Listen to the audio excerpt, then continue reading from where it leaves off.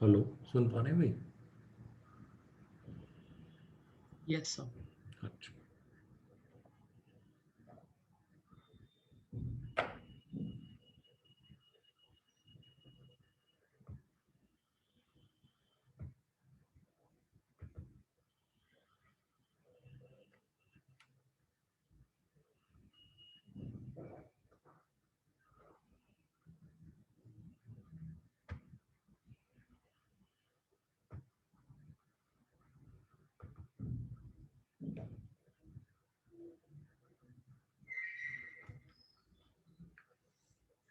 तो हमने last turn तक कर लिया था। एडियाबेटिक प्रोसेस में ग्राफ जब हम बनाते हैं, है ना, एक बार उसको फिर से बना लेते हैं।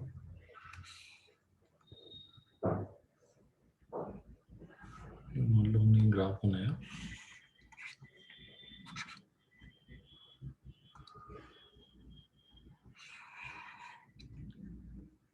पी वर्सेस वी है, ठीक है। तो इसमें जो हमारी स्लोप होगी, ध्यान रखना, स्लोप ये होगी माइनस गामा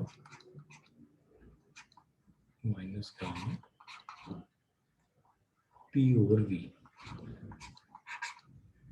ठीक है। तो हमने देखा कि ये जो स्लोप है, अगर सिमिलरली हमने इसी पॉइंट से पास होती हुई आइसोथर्मल कर्व बनाई होती तो उससे गामा टाइम ज़्यादा है, ठीक है ना। और इसके कुछ एप्लीकेशन हम देखने वाले थे। तो एक ये वाला ग्राफ नोट करते हैं और इसमें कुछ बातें समझते हैं। पी वर्सेस वी बनाए हमने, लेट्स से ये हमारा एक ग्राफ है, ये हमारा दूसरा ग्राफ है और ये तीसरा हो गया, ठीक है। अब इनको सब में मैं एरो ऐसे लगा देता हूँ। तो इस एरो के हिसाब से देखो, ये तीनों ग्राफ एक्सपेंशन शो कर रहे हैं, कंप्रेशन।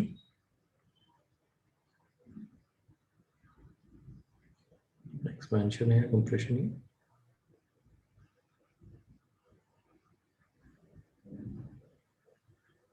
Expansion. एक्सपेंशन, ठीक है ना।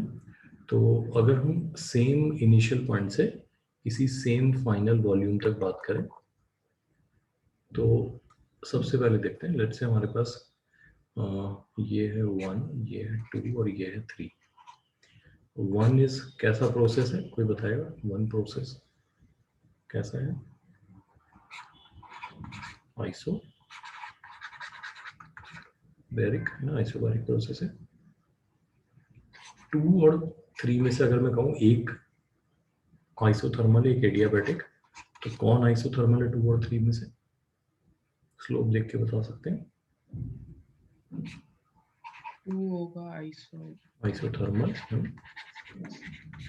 और जो 3 होगा वो हो जाएगा एडियाबैटिक। अब एक काम कर लेते हैं, इस ग्राफ को देख के बताते हैं कि अगर हमारे पास वॉल्यूम इनिशियल से फाइनल तक वर्क हुआ है W1, W2 और W3, तो सर सबसे, हाँ सर एडियाबैटिक में तो मतलब गामा का मल्टीप्लाई होता है ना, तो वो 2 नंबर का नहीं होना चाहिए। कैसे मतलब? स्लोप किसका ज्यादा है आपके हिसाब से, 2 का या 3 का? अगर मैं यहाँ टेंजेंट ड्रॉ करता हूँ तो किसका स्लोप ज्यादा आएगा, 2 का या 3 का? 3. वहाँ तो 3 एडियाबैटिक हो गया फिर, ओके ओके ठीक है ना, जिसका स्लोप ज्यादा होगा। हाँ, तो वर्क में देखते हैं, work is area under the curve, ये ध्यान रखना। तो लार्जेस्ट वर्क किस में करना पड़ रहा है? एक्सपैंड होने में लार्जेस्ट वर्क जो है वो कौन सा है, W1, 2, 3 में से?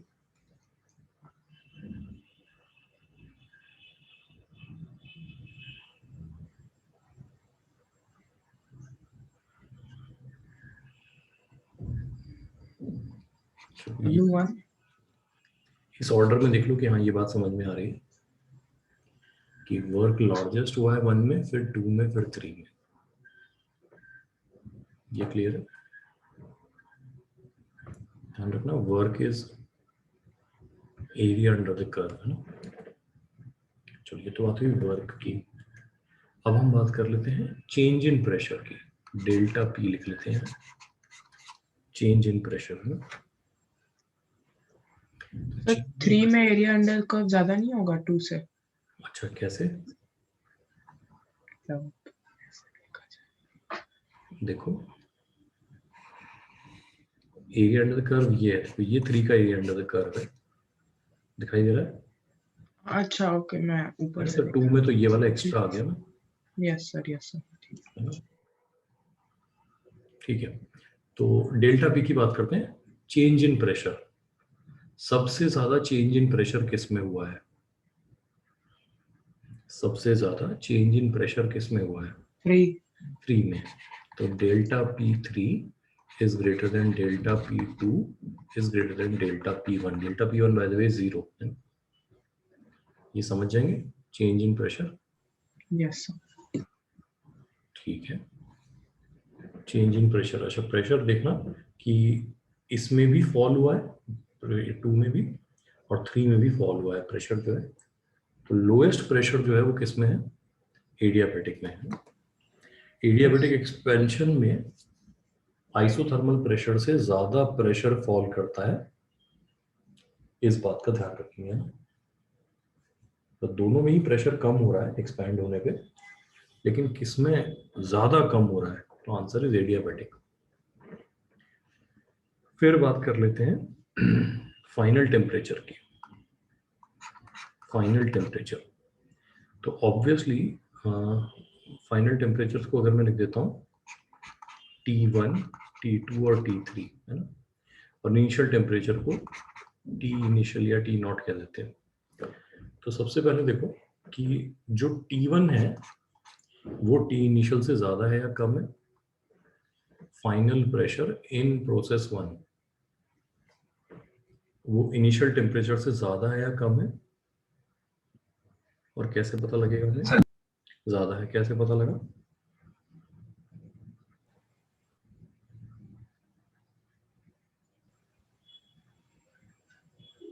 सर मतलब ग्राफ ऊपर है ना?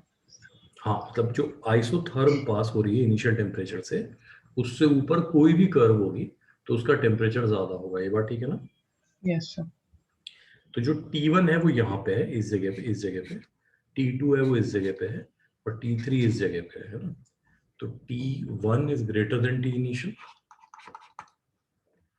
T2 is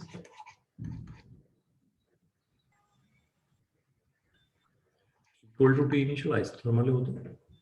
yes sir. और T3 क्या है? लेस देन T इनिशियल है, ठीक है ना। तो एडियाबैटिक एक्सपेंशन में टेम्परेचर ड्रॉप करता है, ये तो अपने रेफ्रिजरेशन का प्रिंसिपल होता है, ये चीज हमने लास्ट टाइम डिस्कस भी कर ली थी। तो ये बात समझ में आ गई सबको?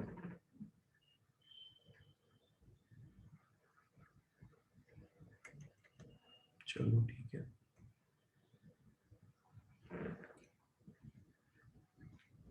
इस पे एक और क्वेश्चन है, मैं चाहूंगा इसको एक बार अपने से सॉल्व करके देखना कि अगर यही 3 प्रोसेस में हम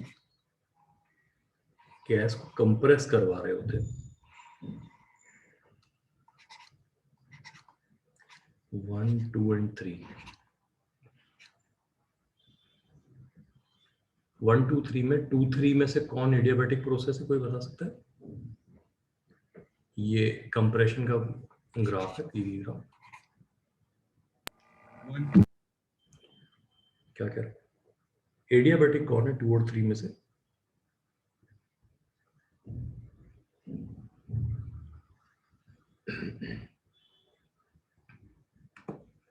टू और 3 में से एडियाबैटिक प्रोसेस कौन है, एक बार चेक करो।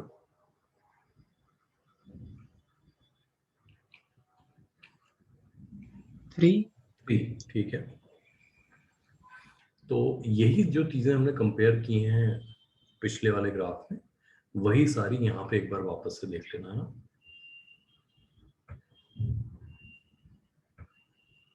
ठीक है, तो इसको ट्राई करना।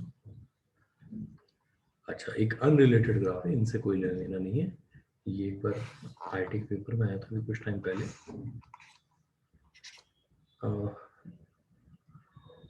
एक इनिशियल थर्मोडायनेमिक स्टेट से दो अलग अलग गैसेस को, ध्यान देना, दो अलग अलग गैसेस हैं, गैस ए और गैस बी को एडियाबैटिकली एक्सपैंड कराया गया। दोनों ही ग्राफ एडियाबैटिक हैं, ध्यान रखना इस बात को, लेकिन गैस अलग अलग है। ए और बी दो अलग अलग गैसेस को एडियाबैटिकली एक्सपैंड कराया गया starting from the same thermodynamic process.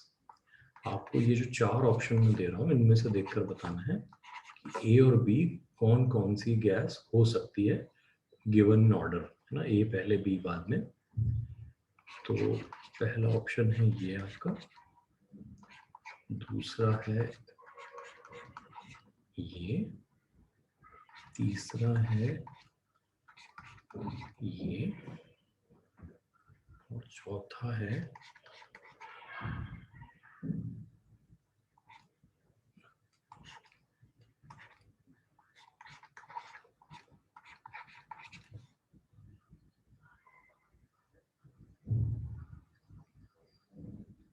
ठीक है। तो इन चारों ऑप्शन को देखकर बताएं कि कौन सा ऑप्शन करेक्ट होना चाहिए।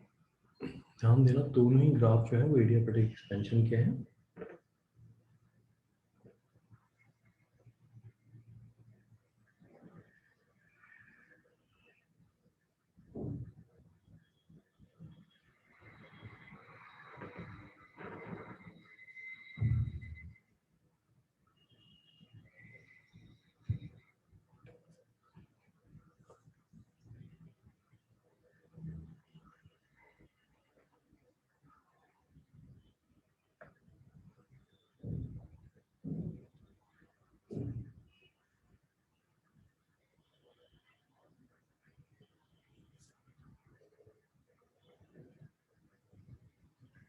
Sir fourth. कोई रीजन? सर एक्सी, अच्छा एक सेकंड, अच्छा एक्सी सबसे पहले मोनोएटॉमिक है मतलब। एग्जैक्टली ठीक है ना, ये बात समझो देखो हाँ, कि जो दोनों ग्राफ है अगर वो दोनों ही एडियाबैटिक हैं तो एक की स्लोप ज्यादा एक की स्लोप कम है। किसकी स्लोप ज्यादा है? बी की ज्यादा है। अच्छा, बी की स्लोप ज्यादा है। स्लोप किस पे डिपेंड करती है?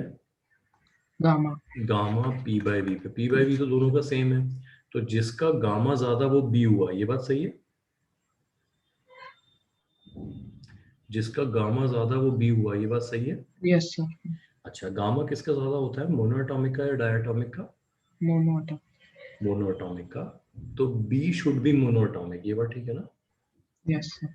हाँ, उस लॉजिक से कौन सा आंसर करेक्ट हुआ? टू। टू। ठीक। सब मतलब थ्री में कैसे होगा? थ्री तो दोनों ही एक जैसी हो गई ना, तो सेम स्लोप होनी चाहिए, ओके सर। है ना। हम्म, तो इतना तो हमें क्लियर कर लेना है, दोनों की एटॉमिसिटी सेम नहीं हो सकती। तो ये और ये तो पहले निकाल दिए हमने, है ना। ओके सर ठीक है। उसके बाद हमने देखा कि जिसकी स्लोप ज्यादा उसका गामा ज्यादा होना चाहिए। तो गामा किसका ज्यादा होता है? मोनोटॉमिक का ज्यादा होता है ना। यस सर, सोचा वही था, बस ए हाँ, बी में और वो वही नहीं और सोचा। बस बस। तो समझ जाएंगे इसको। Yes sir. ठीक है, चलो ये होने के बाद हम लोग बात करते हैं, इसको बंद कर देते हैं और लिख लेते हैं। एक एक्स्ट्रा ज्ञान लिखवा देता हूँ, है ना, जरूरत पड़ेगी तो इसको डिराइव कभी फिर कर लेंगे। इसको लिख लो, जनरल थर्मोडायनेमिक प्रोसेस। इसको कभी कभी पॉलीट्रॉपिक प्रोसेस भी कह देते हैं, पॉलीट्रॉपिक प्रोसेस। ये कैसे होते हैं? P V raise to the power X equal to constant, ठीक है ना। फॉर एग्जाम्पल अगर मैं यहाँ पे x इक्वल टू 1 रख दूं तो ये प्रोसेस क्या बन जाएगा?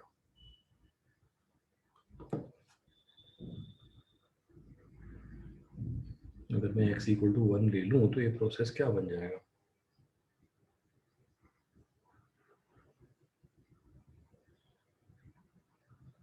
बोलो भाई।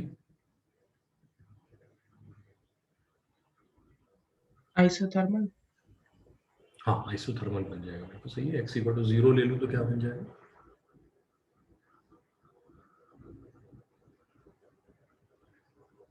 आइसोबैरिक। आइसोबैरिक हो जाएगा, ठीक है ना। तो इसी तरीके से कुछ भी हो सकता है, मतलब कोई कह दे हमसे कि एक प्रोसेस है PV square equal to constant, तो वो भी एक जनरल पॉलीट्रॉपिक प्रोसेस हो गया, ठीक है ना। तो इसके लिए आपको बस ये याद रखना है कि इसकी जो स्पेसिफिक हीट कैपेसिटी है इस प्रोसेस की, वो होगी C equal to C V plus R upon 1 minus X. C V plus R upon 1 minus X, लिख लो इसको एक बार।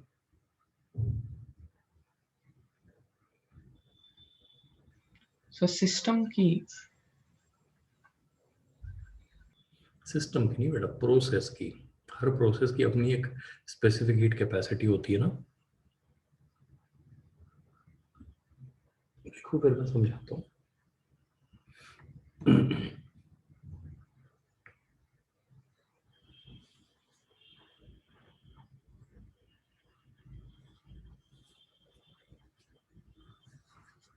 लिख लिया? Yes sir. ठीक है। अभी जैसे मान लो कि हम कह रहे हैं कि ये एक आइसो बारिक प्रोसेस, आइसोबार में x इक्वल टू 0 रखना पड़ेगा। Yes sir. x equal to 0 रखते ही c equal to C V plus R हो जाएगा। Yes sir. What is C V plus are?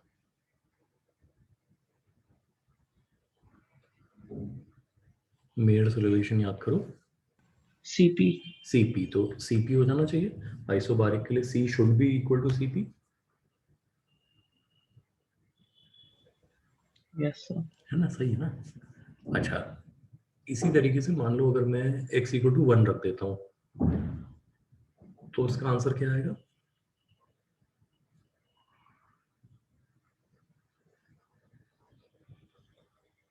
x equal to 1 by the way कौन सा process होता है? आइसोथर्मल। आइसोथर्मल, है ना। तो x इक्वल टू 1 रखते ही ये क्या बन जाएगा? c इक्वल टू क्या बन जाएगा? इंफिनिटी। इन्फिनिटी। या इसको हम कहते हैं इनडेफिनेटली लार्ज या इनडिटर्मिनेट लार्ज नंबर, कहते हैं, चलेगा। Yes sir. हाँ, तो आप सोच के देखो, अगर एक प्रोसेस आइसोथर्मल है तो by definition of specific heat capacity, how much heat should be given to the gas through this process कि उसका टेम्परेचर 1 केल्विन बढ़ जाए। तो आंसर इज, आप कितनी भी हीट दे दो टेम्परेचर तो बढ़ना ही नहीं है, ठीक है ना। कितनी भी हीट दे दो, अब कितनी भी हीट मतलब कितना हुआ? एक इनडेफिनेट लार्ज नंबर हो गया ना।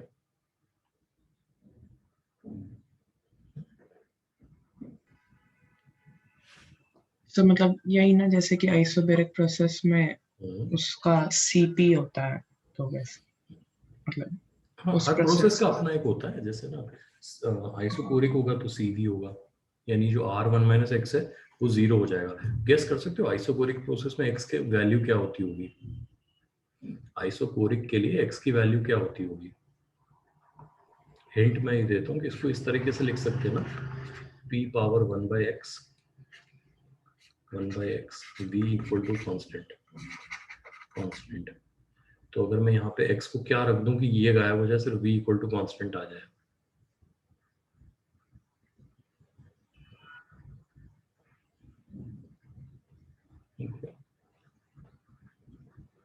जीरो। 0 रख देंगे तो बेटा p का पावर इन्फिनिटी हो जाएगा। x इक्वल टू इन्फिनिटी रखना होगा ना मुझे। Okay sir. हाँ, तो अब अगर यहाँ x इक्वल टू इन्फिनिटी रखूंगा तो ये 0 हो जाएगा, नहीं हो जाएगा? Yes sir. तो ये c इक्वल टू सी भी आ गया।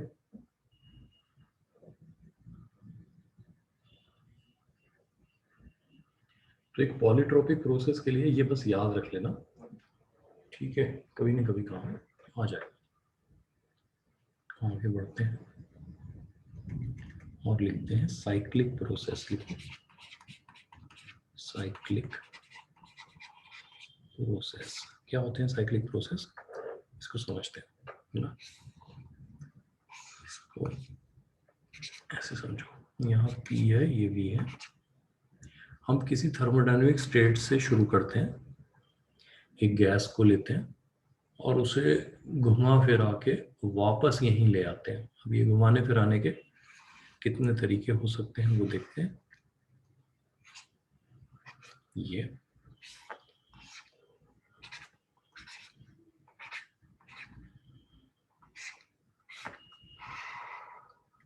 जी, एक और देख लेते हैं तरीका, हालांकि कितने भी बना सकते हैं, बट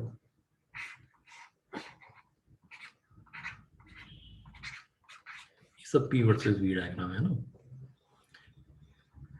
ये सब एग्जांपल्स हैं किसके, साइक्लिक प्रोसेसेस के। इन सब में एक चीज नोट करना कि हम जिस थर्मोडायनेमिक स्टेट से स्टार्ट हुए हैं वापस वहीं पे आ गए हैं, और ऐसा करने के लिए हमने कम से कम कितनी स्टेप्स फॉलो की हैं, कम से कम मिनिमम 2 स्टेप्स। ये बात ठीक है ना। 2 डिफरेंट थर्मोडायनेमिक प्रोसेसेस का इस्तेमाल करते हुए अगर हम एक गैस को उसकी इनिशियल थर्मोडायनेमिक स्टेट रिस्टोर करवा दें तो ऐसे प्रोसेस को क्या कहा जाता है, साइक्लिक प्रोसेस। लिख लेते हैं एक बार इस डेफिनेशन को, है ना, लिख लो।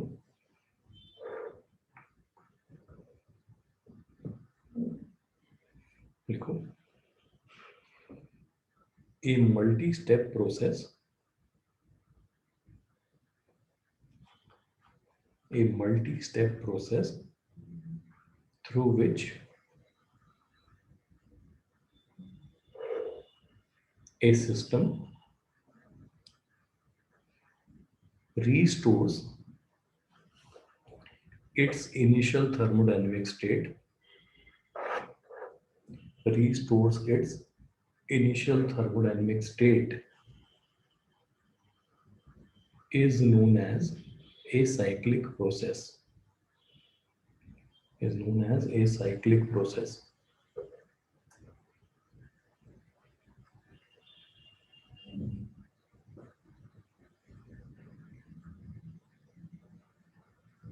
नोट कर लिया।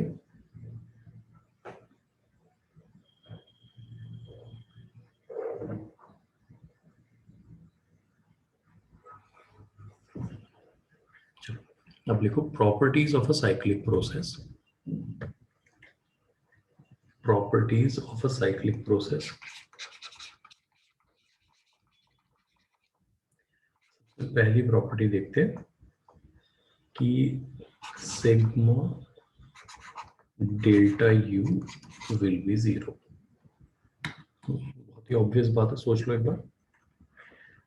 एक साइक्लिक प्रोसेस में कितनी भी स्टेप्स हो सकती हैं, 2 3 4 5। जितनी भी स्टेप्स के बाद हम वापस लौटे हैं उसी थर्मोडायनेमिक स्टेट में आ गए हैं जिससे शुरू हुए थे, तो हमारा टेम्परेचर वही है जो इनिशियल था। तो सारे प्रोसेसेस की इंटरनल एनर्जी चेंज अगर हम जोड़े तो सम हमेशा कितना आना चाहिए, 0 होना चाहिए। क्या ऑब्वियस सी बात है ना। तो इसको हम इस तरीके से हेल्पफुल मान सकते हैं कि अगर 2 स्टेप हैं तो हमें पता है एक में डेल्टा यू पॉजिटिव है तो दूसरे में उतना ही नेगेटिव हो जाएगा। 3 स्टेप है मान लेते हैं, 2 में डेल्टा यू पॉजिटिव है तो तीसरे में उन दोनों के सम के बराबर क्या होगा, नेगेटिव डेल्टा यू होगा। समझ में आ रही है बात? Yes sir. ठीक है, अगली प्रॉपर्टी देखते हैं साइक्लिक प्रोसेस में। वो ये है कि लिखते हैं इसको, वर्क ड्यूरिंग ए साइकिल, है ना। इसको मैं नेट वर्क डन कह देता हूँ, नेट। बट नेट को अलग लिखना है तो नेटवर्क लगेगा, है ना। Net work done during a cycle is represented by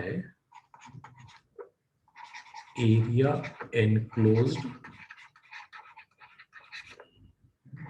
on a PD graph, है ना।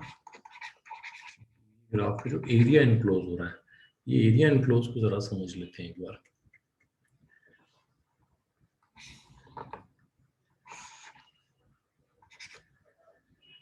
ये हमारी साइकिल है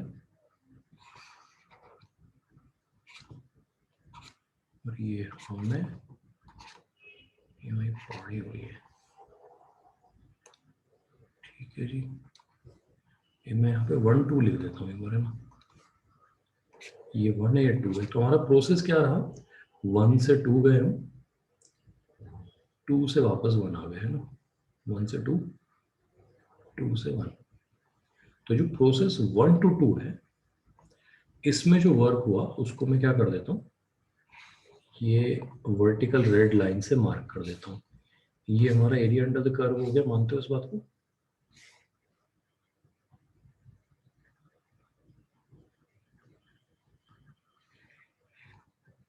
ये एरिया अंडर द कर्व है 1 से 2 प्रोसेस का। Yes sir. अब 2 से 1 वाला जो वापस आया उसमें वर्क कितना हुआ, वो मैं हॉरिजॉन्टल ग्रीन लाइन से मार्क कर देता हूँ।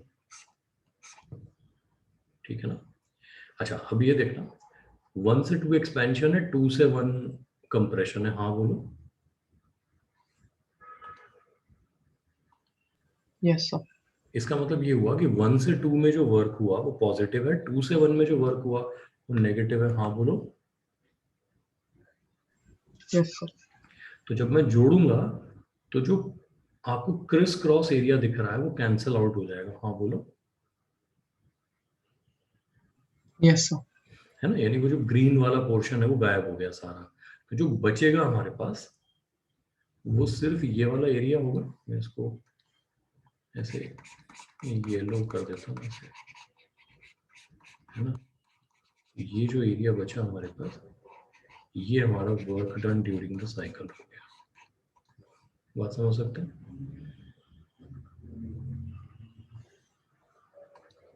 क्या कहते हो? Yes sir. तो अब देखो, मान लो हमारे पास एक P वर्सेस V डायग्राम बना हो ऐसा, ऐसे ऐसे ऐसे और ऐसे। यहाँ लिखा है P1, यहाँ लिखा है P2, यहाँ लिखा है V1, यहाँ लिखा है V2। तो अगर मैं आपसे पूछूं वर्क कितना हुआ है, तो आप ये रेक्टेंगल का एरिया बता दोगे, मुझे नहीं बताओगे? P1 yes. Minus P2 into V2 minus V1, ऐसे ही कह दोगे आप? Yes sir. तो ये आंसर हो जाएगा इसका। अच्छा, तो वर्क डन या नेट वर्क डन, है ना, प्लस माइनस सब करने के बाद जो नेट आता है during a cycle is represented by कौन सा पोर्शन? एनक्लोज। हाँ, area enclosed by the cycle on a PV graph, है ना। समझ जाएंगे इस बात को? यस। अच्छा, यहाँ पर एक बात नोट करने वाली है, वो हम पॉइंट नंबर 3 में लिख लेते हैं। If the cycle is clockwise, if the cycle is clockwise, ऐसे कर देते हैं clockwise, the work done is positive, work done is positive। clockwise cycle है तो वर्क पॉजिटिव हुआ है साइकिल के दौरान, और अगर साइकिल एंटी क्लॉकवाइज है तो वर्क डन कैसा होगा? नेगेटिव होगा। इसको समझ लेते हैं एग्जांपल से।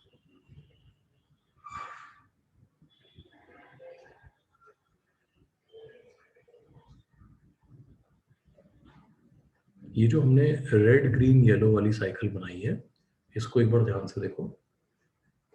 इसमें ये साइकिल क्लॉकवाइज है, पहले तो ये अप्रिशिएट करो,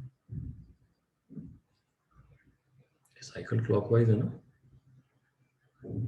1 से 2 जाके 2 से 1 वापस आ रहे हैं, ये cycle yes sir. Clockwise cycle है। एरो के हिसाब से देखोगे तो ठीक है। किस प्रोसेस में ज्यादा वर्क हुआ है, 1 से 2 में या 2 से 1 में? 1 से 2 में। 1 से 2 में। और 1 से 2 में क्योंकि एक्सपेंशन हुआ है तो ज्यादा वाला वर्क पॉजिटिव वाला वर्क है, ये बात ठीक है ना। Yes sir. तो नेट वर्क जो आएगा वो भी पॉजिटिव आएगा। Yes sir. ठीक है, तो क्लॉकवाइज साइकिल्स में वर्क डन पॉजिटिव होता है, ये बात मान सकते हैं।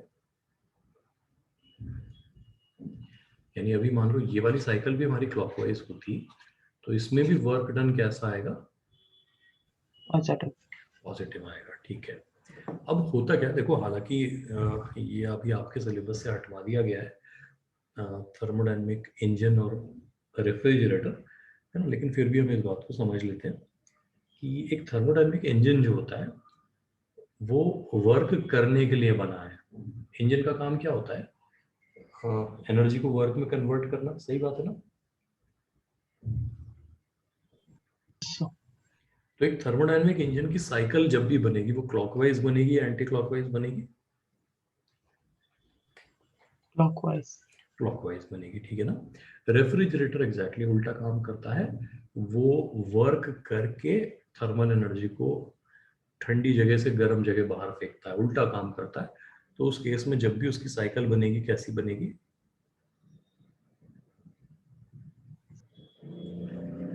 एंटी क्लॉकवाइज बनेगी। बस ये ध्यान रख लेना है ना कि अगर थर्मोडायनेमिक इंजन है तो साइकिल क्लॉकवाइज होगी, अगर रेफ्रिजरेटर है तो साइकिल कैसी होगी? एंटी क्लॉकवाइज होगी, है ना। ठीक है, तीसरा पॉइंट हमने देख लिया। चौथे पॉइंट पे आते हैं, efficiency of a cycle. Efficiency of a cycle ये सिर्फ क्लॉकवाइज साइकिल्स के लिए एप्लीकेबल है, क्लॉकवाइज ओनली। एक इंजन की एफिशिएंसी से हम क्या कहना चाहते हैं उस बात को समझते हैं। लेट्स से एक थर्मोडायनेमिक साइकिल है जो इस तरीके से रिप्रेजेंट की गई है, क्लॉकवाइज है तो थर्मोडायनेमिक इंजन को रिप्रेजेंट कर सकती है, हाँ ना बोलो? Yes sir. ठीक है, इंजन हमसे क्या लेता है? फ्यूल। हमसे क्या लेता है? फ्यूल। एनर्जी कहते हैं उसको, यस सर। ठीक है ना, थर्मल एनर्जी कह देते हैं। एक थर्मोडायनेमिक इंजन हमसे लेता है थर्मल एनर्जी और हमें करके क्या देता है? वर्क। तो बहुत सिंपल डेफिनेशन होनी चाहिए एफिशिएंसी की। अब एफिशिएंसी के लिए सिंबल कई बार हम लोग ये वाला यूज करते हैं, ईटा कहते हैं इसको, ईटा, है ना, या सिंपली ई यूज कर लेते हैं अगर हम, है ना, अपने नॉर्मल अंग्रेजी वाले सिंबल यूज कर रहे हैं तो, है ना। एनीवे, तो चाहे ये लें चाहिए, हमारा जो एफिशिएंसी है वो कितनी हो जाएगी? ये हो जाएगी वर्क डन पर साइकिल, है ना, एक साइकिल में कितना वर्क हुआ divided by sigma of delta Q, मैं एब्जॉर्ब्ड लिख लेता हूँ, एब्जॉर्ब्ड, ठीक है ना। ऐसा क्यों लिखा मैंने? हो सकता है जैसे मान लो यहाँ मैंने 1 2 3 लिखा, इसमें कितने स्टेप्स हैं?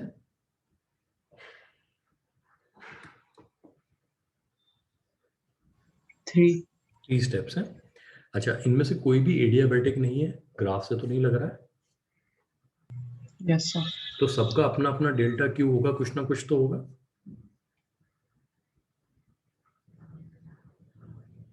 है ना। Yes sir. ठीक है, अब ऐसा हो सकता है कि प्रोसेस 3 to 1 और 1 to 2 जो हो उनमें हीट एब्जॉर्ब हुई हो, यानी कि डेल्टा क्यू पॉजिटिव हो, थोड़ी देर के लिए मान लेते हैं।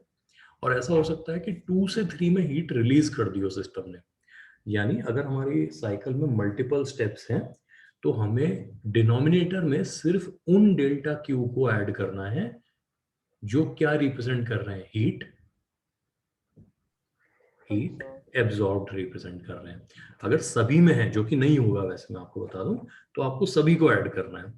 लेकिन अगर एक में या दो में ही है तो सिर्फ उन्हीं को ऐड करना है जो पॉजिटिव वाले डेल्टा क्यू है। We are only interested in engine को हमने क्या दिया, कितनी थर्मल एनर्जी हमने दी, उसने कितनी रिजेक्ट की वो अलग बात है, वो हम उसमें इंटरेस्टेड नहीं है। हमने अपनी तरफ से क्या खर्चा किया थर्मल एनर्जी का, वो जानने में इंटरेस्टेड है। अच्छा, तो जो न्यूमरेटर है वो तो क्या बन गया? Area of the cycle enclosed, area enclosed by the cycle बन गया, और जो डिनोमिनेटर है वो पॉजिटिव वाले डेल्टा क्यूज का सम बन गया। इस बात को याद रखेंगे। सर ये नेटवर्क डन हुआ ना, मतलब? हाँ, नेटवर्क है ना, चाहो तो नेट वहां पे लिख दो, इसलिए हमने पर साइकिल लिखा है। उसका मतलब ये हो गया पूरी साइकिल में कितना वर्क हुआ, है ना, उसमें प्लस और माइनस दोनों करके बताना है। उसमें ऐसा नहीं कि सिर्फ प्लस प्लस वाला जोड़ना है ना, ठीक है ना। तो उसमें प्लस वालों को प्लस लिखना है, माइनस वालों को माइनस लिखना है, और जो नेट आंसर आएगा वो आपको न्यूमरेटर में लिखना है, ठीक है ना। अब वो पॉजिटिव ही आना चाहिए, क्या कह रहे हो? मतलब जो नेट वो। हाँ, क्योंकि देखो ऐसा होता है ना कि जैसे मान लो इंजन जो होता है, जैसे एक अगर हम एग्जांपल लें, जो हमारा एक्सपेंशन ये गाड़ी वाला इंजन होता है ना, इंटरनल कंबशन इंजन जिसको कहते हैं, इसमें दो स्ट्रोक्स होते हैं जिसमें पिस्टन आगे मूव करता है, और दो स्ट्रोक होते हैं जिसमें पिस्टन पीछे मूव करता है। सिंप्लिसिटी के लिए कह देते हैं हमारा इंजन 2 स्ट्रोक इंजन है, पिस्टन आगे जाता है और पीछे आता है। पिस्टन आगे जाएगा एक्सपेंडिंग गैस की ताकत से, ये बात सही है ना। Yes sir. वापस कैसे आएगा? गैस एक्सपैंड हुई, उसने पिस्टन को आगे फेंक दिया, ठीक है ना, हमारा काम हो गया, पिस्टन को आगे जाने का मौका मिल गया, वापस कैसे आएगा? एज अ साइंटिस्ट अगर आपको ये काम दिया गया होता तो क्या जुगाड़ लगाते वहां कि वो वापस आ जाए?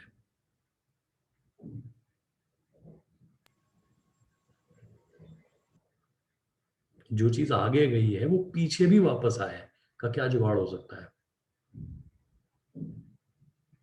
कौन वापस लाएगा उसे? सर कोई स्प्रिंग भी लगा एग्जैक्टली सकते हैं। मैडम, वेरी गुड, बहुत सही सोचा। स्प्रिंग लगा देंगे वहां पे, ये बात ठीक है ना। तो वो जो स्प्रिंग है उसको एक्सपैंड करने में जो वर्क हुआ होगा वो तो हम यूज नहीं कर पाए ना। उस स्प्रिंग को एक्सपैंड करने में जो वर्क हुआ उसकी वजह से पिस्टन उतना आगे नहीं जा पाएगा जितना वो फ्री रह के आगे जा सकता था। मानते हो इस बात को? Yes sir. यस है ना। सर। तो थोड़ा सा सेक्रीफाइस किया वहां पे हमने अपनी यूजफुल वर्क का, ठीक है। इसका यस बहुत सर। अच्छा एग्जांपल मैं आपको देता हूँ। पबजी खेला किसी ने? Yes sir. ठीक है, उसमें एक ऑप राइफल होती यस सर। है ना, वो जो स्नाइपर राइफल होती है ना। यस सर, काला इंडिकेटर। नहीं, एक AWP होती है, और वो हाँ हाँ आर्कटिक वॉरफेयर जो कहते हैं ना इसको, यस सर। है ना, जो सबसे पावरफुल होती है, मतलब वो एक ही में निपटा देती है आदमी यस को, सर, ऑम। है ना। और एक एक असॉल्ट राइफल मान लो कोई AK-47 टाइप, है ना। यस। अच्छा, दोनों की फायरिंग मैकेनिज्म में एक बहुत बेसिक डिफरेंस होता है कि ऑप में आपको क्या करना पड़ता है, एक राउंड फायर करने के बाद मैनुअली आपको नेक्स्ट राउंड को साइकिल करना पड़ता है, बोल्ट खींचना पड़ता है, फिर वापस बोल्ट आगे पुश करना होता है, नीचे की तरफ कर देते हैं, यही करते हैं, यस सर। है ना। अच्छा, और जो ऑटोमेटिक असॉल्ट राइफल होती है उसमें आपको सिर्फ ट्रिगर प्रेस करना होता है और वो चलती जाती है जब तक खाली ना हो जाए, सही है। Yes sir. कौन ज्यादा पावरफुल होती है?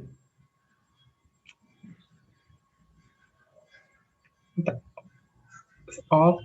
हॉप ज्यादा पावरफुल होती है। उसका रीजन क्या होता है? बहुत सिंपल है। हालांकि ऑब्वियसली उनके कैलिबर में फर्क होता है, लेकिन फिर भी मैं कह रहा हूँ कि अगर साइंटिफिक क्लैरिटी के लिए हम दो ऐसी गन्स ले लें जो सेम कैलिबर का, सेम पावर का, सेम वेट का राउंड फायर करती है, लेकिन एक में मैकेनिज्म जो है वो बोल्ट एक्शन है, यानी कि आपको मैनुअली साइकिल करना पड़ेगा एक फायर करने के बाद, और एक में स्प्रिंग एक्शन है, यानी कि ऑटोमेटिकली चलती रहेगी।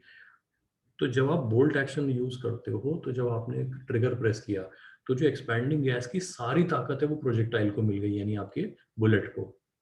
समझ सकते हो इस बात को? Yes sir. तो जिस वेलोसिटी से वो बुलेट बाहर निकलेगी वो बहुत ज्यादा होगी, उस पर वर्क ज्यादा किया गया है, ये बात समझ सकते हो। लेकिन जो सेमी ऑटोमेटिक राइफल्स होती हैं उनमें क्या होता है, उनमें ये जो बैरल होता है, बैरल के ऊपर यहाँ पे एक गैस आउटलेट होता है, और इसी गैस आउटलेट से वापस एक रिकॉइल स्प्रिंग लगी होती है, यहाँ पे रिकॉइल स्प्रिंग। इस रिकॉइल स्प्रिंग का क्या काम होता है? देखो यहाँ पे एक पिस्टन लगा होगा छोटा सा, जैसे ही जब बैरल में बुलेट पास होगी, ये गैस जो एक्सपैंड कर रही थी ये यहाँ जाना शुरू हो जाएगी, इसमें जाते ही इसको पीछे पुश करेगी। ये जो रिकॉइल स्प्रिंग है, ये रिकॉइल स्प्रिंग का काम क्या होगा, ये बाहर जाते हुए वो जो स्पेंट कार्ट्रिज होता है, जो गोली चल चुकी, उसका खाली केस जो होता है उसको बाहर इजेक्ट कर देती है, एक काम। और दूसरा काम नया राउंड जो होता है उसको फीड कर देती है इनटू द चेम्बर। और ये काम करने की कीमत हम क्या चुका रहे हैं कि जो एक्सपैंडिंग गैस है उसका कुछ पार्ट हमने इधर भेज दिया। अगर हम सारा आगे भेजते तो हमारी बुलेट कहीं ज्यादा पावर के साथ निकलती, ठीक है ना। तो ये एक तरह का कॉम्प्रोमाइज है जो हम पावर वर्सेस हम कह सकते हैं साइक्लिक रेट में यूज कर लेते हैं। जहां हमें साइक्लिक रेट हाई चाहिए, यानी कि हमें ज्यादा गोलियां डाउन रेंज भेजनी है, तो वहां हम लोग कैसी राइफल यूज करेंगे, ऑटोमेटिक एक्शन वाली। और जहां हमें पावर चाहिए कि भले एक ही गोली चलाए लेकिन वो बहुत काम की हो, है ना, तो वहां पे हम लोग ये स्प्रिंग हटा देंगे वहां से, है ना। तो चलने के बाद जो वो खाली केस होगा वो अंदर ही रहेगा जब तक आप नेक्स्ट राउंड साइकिल नहीं करते हो मैनुअली, है ना। तो सेम थर्मोडायनेमिक प्रिंसिपल जो है वो किसी भी इंजन में यूज हो रहा होता है। इंजन जो है वो एक साइक्लिक प्रोसेस पे ही काम करेगा, है ना। इंजन में कोई हम ये नहीं कह सकते कि मैनुअल इंजन है, नहीं, engine has to be autonomous, अपने आप चलना चाहिए वो। तो अपने आप चलेगा तो कुछ ना कुछ वर्क वापस हमें करना पड़ेगा उस पर, ताकि उसको रीस्टोर किया जा सके पिस्टन की पोजीशन को। तो रीस्टोर करने में कुछ वर्क नेगेटिव होगा ही होगा, और वो नेगेटिव वर्क ओवरऑल वर्क को क्या कर देगा, कम कर देगा। इसलिए न्यूमरेटर में हमेशा वर्क डन जो लिखना है वो पॉजिटिव नेगेटिव सब लेके लिखना है, और डिनोमिनेटर में जो हीट एब्जॉर्ब लिखनी है वो सिर्फ पॉजिटिव का सम लिखनी है, ठीक है ना। इसको ध्यान रखना, एफिशिएंसी ऑफ साइकिल बहुत इंपॉर्टेंट पार्ट है, समझ जाओगे इसको। अब कहने को पांचवा पॉइंट तो नहीं है, लेकिन फिर भी एक बात है जिसको समझ लेते हैं हम साइक्लिक प्रोसेस के बारे में। लेट्स से हमारे पास एक साइक्लिक प्रोसेस है इस तरह से, इसको ABCD लिख देते हैं, ठीक है ना। कुछ एरो लगा देते हैं ऐसे। एक टेबल बनाना हमें सीखना है, ये कभी कभी बहुत यूजफुल रहेगी हमारे लिए। यहाँ पर हम लिख देते हैं डेल्टा Q डेल्टा U और वर्क, और फिर यहाँ पे लिख देते हैं प्रोसेस के नाम A से B, B से C, C से D और फाइनली D से वापस A। अच्छा, अब यहाँ पे जब आप इन कॉलम्स को फिल करोगे तो आपके पास 4 एंट्री यहाँ पे आएंगी। इसको मैं कह देता हूँ delta Q1, delta Q2, delta Q3, delta Q4। ध्यान रखना, अगर इनमें से कोई भी एडियाबैटिक प्रोसेस हुआ तो उसकी जगह 0 आ जाएगा यहाँ पे। सिमिलरली यहाँ पे भी 4 एंट्री आएंगी, delta U1, delta U2, delta U3, delta U4, ये याद रखना। और यहाँ 4 आएंगे W1, W2, W3, W4, ठीक है ना। अगेन अगर कोई आइसोकोरिक हुआ तो ये 0 हो जाएगा, कोई आइसोथर्मल हुआ तो इनमें से एक 0 हो जाएगा। इंपॉर्टेंट बात ये है कि जब आप इनका सम करोगे, मैं यहाँ पे लिख देता हूँ टोटल या नेट, जो भी लिखना चाहते हो आप, इस कॉलम में हमेशा क्या आएगा, टोटल में यहाँ हमेशा क्या आएगा, 0 आएगा। उसके बाद यहाँ जो भी आएगा उसको मैं सिग्मा Q लिख देता हूँ, और यहाँ जो भी आएगा उसको सिग्मा W लिख देता हूँ। सिग्मा Q हमेशा सिग्मा W के बराबर होना चाहिए, हाँ बोलो।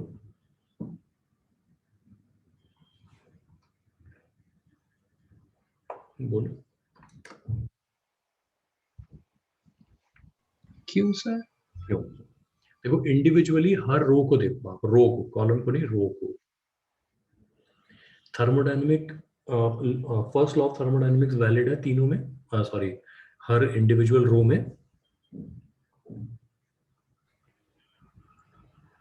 है ना, तो अगर सब में delta Q equal to delta U plus work है, तो अगर मैं सबको जोड़ दूं तो भी तो सेम होना चाहिए ना, क्या कहते हो? हाँ यस सर। है ना, बहुत ऑब्वियस सी बात है। तो delta Q equal to delta W होना चाहिए। ये बस ऐसे ही ना, कभी कभी क्या होता है कुछ अननोन क्वांटिटीज रह जाए तो काम आ जाता है हमें ना, ध्यान रख लोगे इस बात को। Yes sir. तो ये टेबल बनाना जो है ये भी एक यूजफुल चीज हो सकती है साइक्लिक प्रोसेसेस में। फिर साइक्लिक प्रोसेस में एक टैलेंट हमें सीखना होगा, वो है एक टाइप के ग्राफ को दूसरे टाइप के ग्राफ में कन्वर्ट करना, है ना। एग्जाम्पल ले लेते हैं हम। जैसे मान लो ये हमारे पास एक वीटी ग्राफ है और वो कुछ ऐसा है, मान लो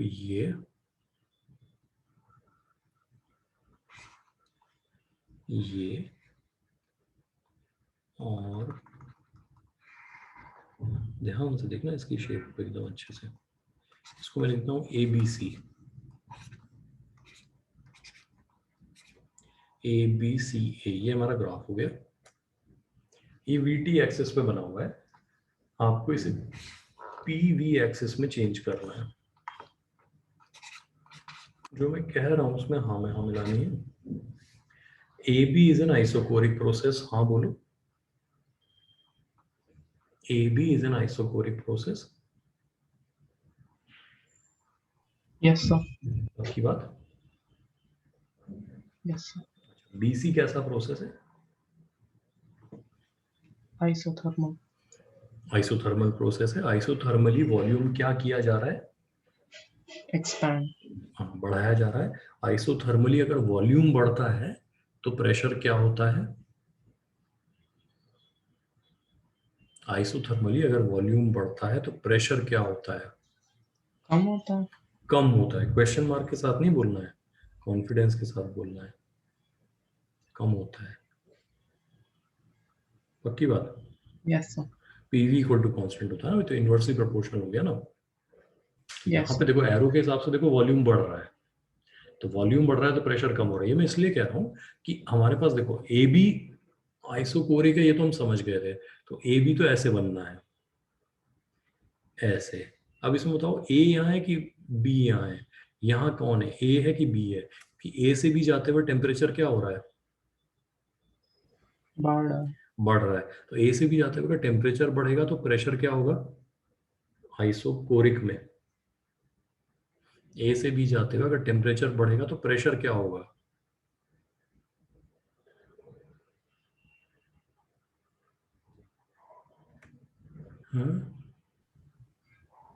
बढ़ेगा। बढ़ेगा। तो ये हो गया A से B, A से B। अच्छा अब देखो B से C जाते हुए, B से C जाते हुए आइसोथर्मल है। आइसोथर्मल में एक्सपेंशन इस तरह दिखता है कि नहीं? ऐसे। बोलो भाई। Yes sir. अच्छा तो ये हो गया C। अब C से वापस आना है A, तो ये हो गया। तो देखो CA प्रोसेस जो है वो आइसोबार है। ये बात समझ में आ रही है? आइसोबेरिक प्रोसेस है, ओरिजिन से पास होती हुई लाइन। Yes sir. तो बन गया इसका P वर्सेस V ग्राफ।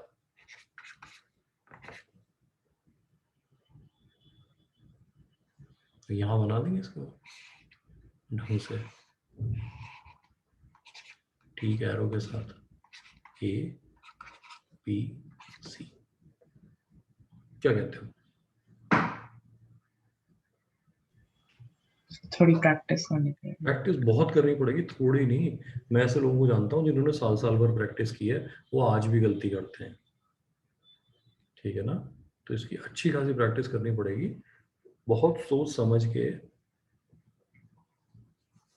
इस स्थिति में आओगे कि हाँ अब तो इजीली कर लेंगे ना। ध्यान देने की बात है देखो।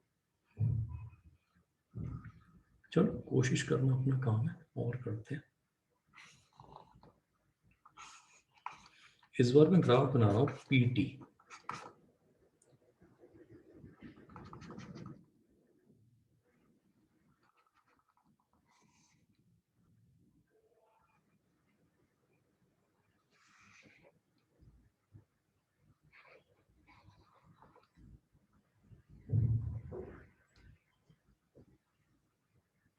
ये A B C और D। अब ये दोनों लाइन अगर एक्सपैंड की जाए, मतलब एक्सटेंड की जाए, तो ओरिजिन से पास होती है। थोड़ा टेढ़ा होने के लिए क्षमा। चलो क्यों माफी मांगे, ठीक ही बना देते हैं।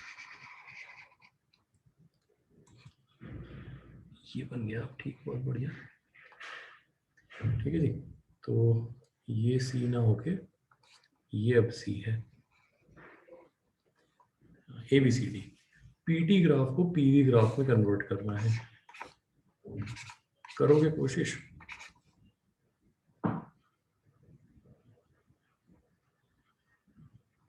Yes sir. हाँ, बोलने में तो क्या जाता, कर ही लो। चलो ट्राई करो। देखो स्टेप बाय स्टेप प्रोग्रेस देखो। क्या आप आइडेंटिफाई कर सकते हो कि ये जो DA और BC प्रोसेस है ये क्या है?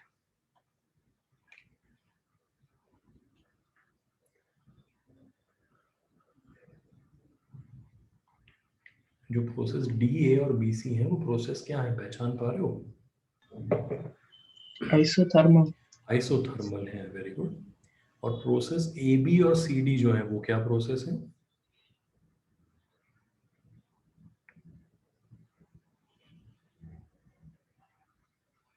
बोलो भाई।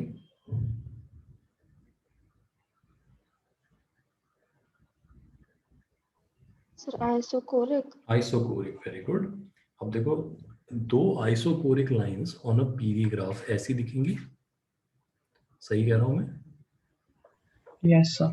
और दो आइसोथर्मल कर्व्स ऐसी दिखेंगी।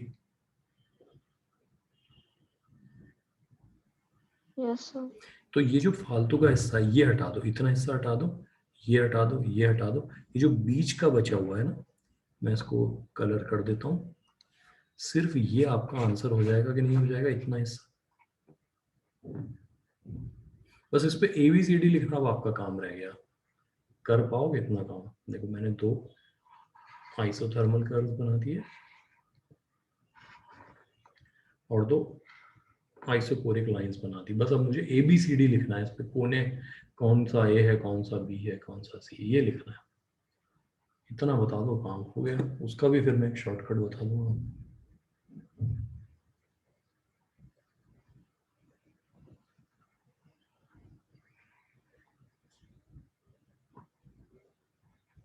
ये जो दो आइसोथर्मल कर्व है रेड वाले ग्राफ में, इसमें हायर टेम्परेचर आइसोथर्म कौन सा है, BC या DA?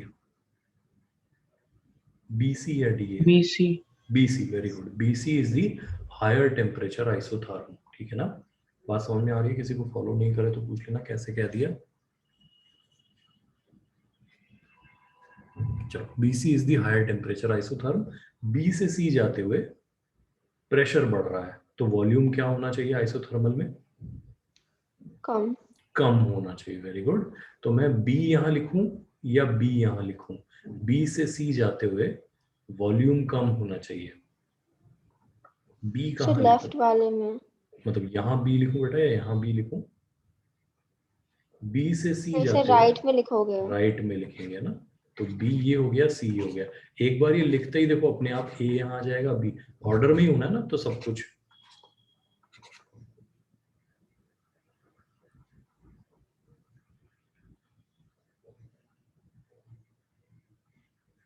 देख लो अच्छे से। अगर यही काम मैंने AD से शुरू किया होता, D से A जाते हुए, D से A जाते हुए प्रेशर कम हो रहा है, दिख रहा है सबको ब्लू वाले ग्राफ में? Yes sir. अच्छा, तो D से A जाते हुए प्रेशर कम हो रहा है, तो वॉल्यूम क्या होना चाहिए? इंक्रीज। इंक्रीज होना चाहिए। तो लोअर टेम्परेचर आइसोथर्म पे D लेफ्ट में होगा और A यहाँ होगा, तो DABC ये होते ही हमारा बन जाता। तरीका समझ में आ रहा है? तो देखो यहाँ रफ में हमने क्या किया, ग्राफ का क्या पता कर लिया? कौन सा शेप होगा। हाँ, शेप हमने पता कर लिया, वेरी गुड। शेप पता चल गया। शेप पता लगने के बाद हमने किसी एक कॉर्नर को दूसरे कॉर्नर से जोड़ दिया, यानी ABBCCD कोई भी दो पॉइंट है जो आपको मिल जाए, बस वो मिल गया और आपका बाकी ग्राफ ऑर्डर में आ जाएगा। कुछ कुछ समझ में आ रही है बात? Yes sir.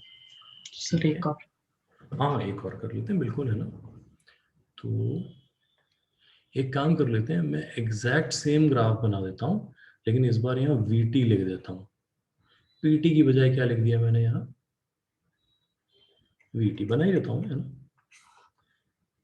सेम शेप का ग्राफ रहेगा। देखो एक लाइन ऐसे गई, ये बन गई, एक लाइन ऐसे गई, ये बन गई, फिर एक सीधी लाइन, एक और सीधी लाइन, और ए बी सी डी ले दिया हमने यहाँ, A B C D, A B C D.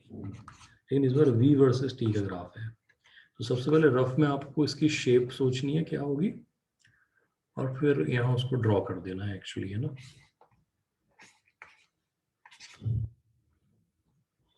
एक बार सब लोग रफ में ट्राई करो इसको, है ना, फिर देखते हैं कि सही हो कि नहीं। सर हम लोग को ऐसे चेंज कौन से ग्राफ में करना है? P वर्सेस V में बेटा, ओके सर। वर्सेस V में, है ना।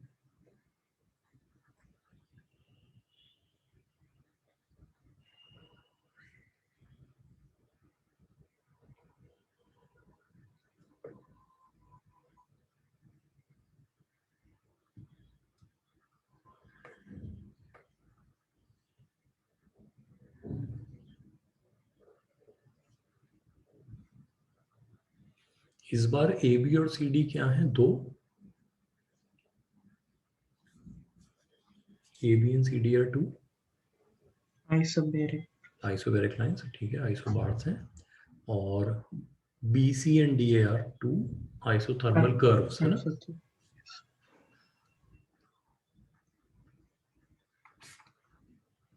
तो दो आइसोबारिक लाइंस ऐसी होती हैं और दो आइसोथर्मल कर्व्स ऐसी होती हैं।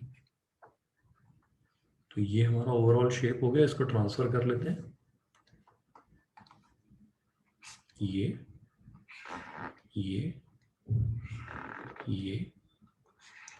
और ये बन गया हमारा ग्राफ, ठीक है जी। सीधी लाइन, कर्व कर्व। अब हायर टेम्परेचर आइसोथर्म कौन सी है, BC, higher temperature isotherm is BC, yes sir. ठीक है। तो बीसी यहाँ पे आना चाहिए, इसको देख लेते हैं।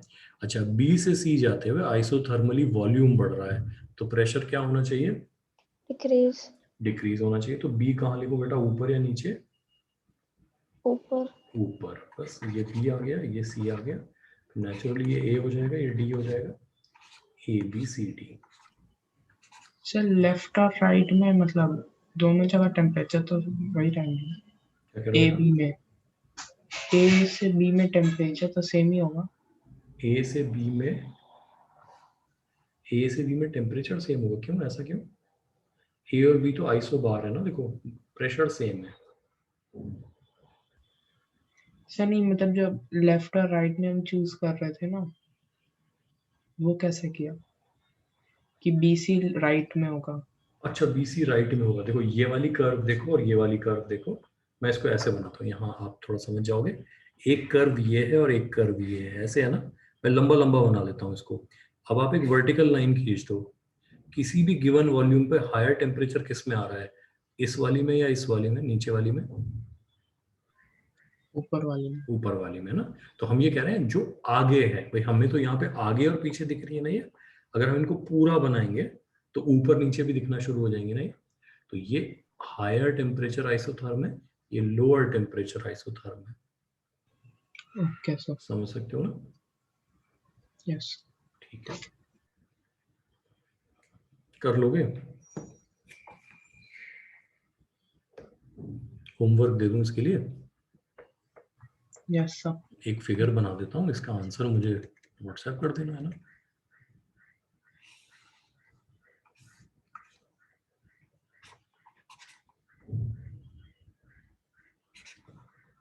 तो एक तो मैंने ये बना दिया, देखो ये ए बी सी डी, एक मैं ये बना लेता हूँ,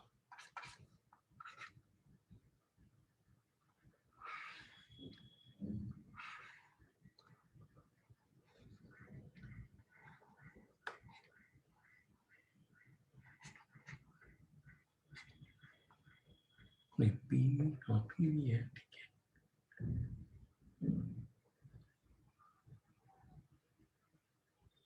ज़्यादा हो जाएगा ये वाला थोड़ा।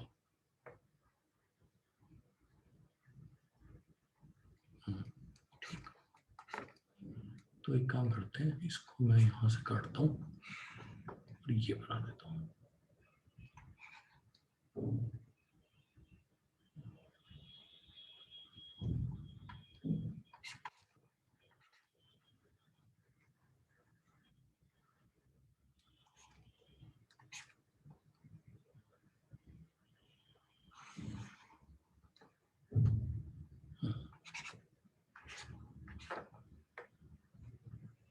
अब ये देखना कि इसका अगर VT ग्राफ बनाना हो तो कैसे बनेगा और इसका PV ग्राफ बनाना हो तो कैसे बनेगा। ये थोड़ा मुश्किल है ना। इस लाइन पे हम डिस्कशन करेंगे, ये बहुत इंपॉर्टेंट है। जेई में क्वेश्चन आया था इस पे एक बार। इसको प्रायोरिटी देके सॉल्व करें। एक रेक्टेंगल बना हुआ है जिसमें ABCD लिखा हुआ है और आपको इसे PV कर्व में चेंज करना है। कर लोगे इसको? Yes sir. ठीक है, चलो इसके आंसर डिस्कस करेंगे हम लोग। अभी के लिए इतना ही। अब कुछ ज्यादा नहीं, छोटी मोटी चीजें अपने पास बची हुई है, इसमें कंप्लीट ही है मतलब ये ना। बाकी तो CBSE ने हटाई दिया है सब कुछ। सर फिर कब तक सिलेबस होगा? बस अब इसके बाद थर्मल एक्सपेंशन पढ़ के खत्म है यार, और क्या। सर आप क्लास 12 की क्लासेस कब से स्टार्ट करवाएंगे?